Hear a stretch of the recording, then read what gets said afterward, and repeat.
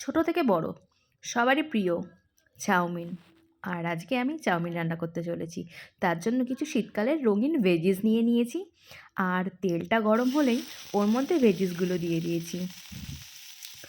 আমার তো চাউমিন খেতে সত্যি ভীষণ ভালো লাগে। আর বাবার শরীরটা খারাপ যেহেতু, বাবা বললো যে আজকে কী খাবে। বললাম যে, যখন বললো যে কী খাবে, তুমি বললো যে আমি আজকে চাউমিন খাবো, তো আমি ঠিক আছে চাউমিন বানিয়ে দিচ্ছি।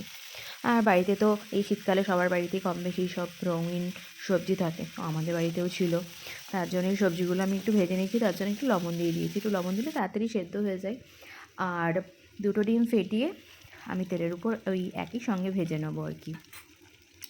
এটাতে আমার মনে হয় একটু তাড়াতাড়ি সুবিধা হয় আর কি। নাহলে আবার ভেজে নামাও, আবার ডিম ভাজো, একটা মানে খুব একটা মানে মানে আমার খুবই বিরক্তি লাগে জিনিসটা।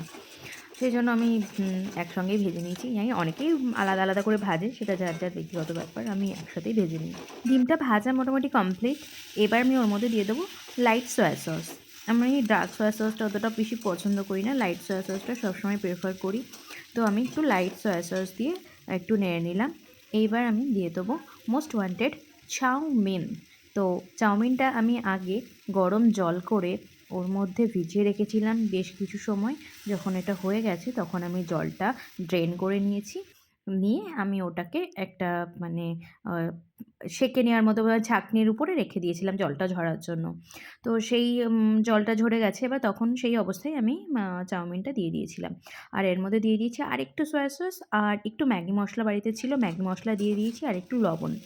ব্যাস, এইবার আর কি পালা, এবার আর কিছুই না, এবার জাস্ট নাড়ো, সুন্দর করে ভাজো, ভেজে ব্যাস নামিয়ে নাও। এই ভাজাটাই এবার কত সময় ধরে একটু মানে সময় নিয়ে আর কি ভাজতে হবে, যাতে টেস্টটা একটু খোলে। আর অনেকে আছে জলের মধ্যে লবণ দিয়ে তারপরে ওটাকে মানে চাউমিনটাকে সেদ্ধ করো।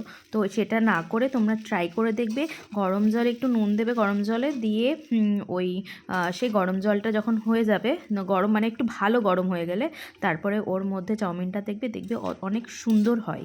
আমি তো এইভাবেই করি। তো তোমরা কমেন্ট করে জানাবে তোমরা কেমন করে করো।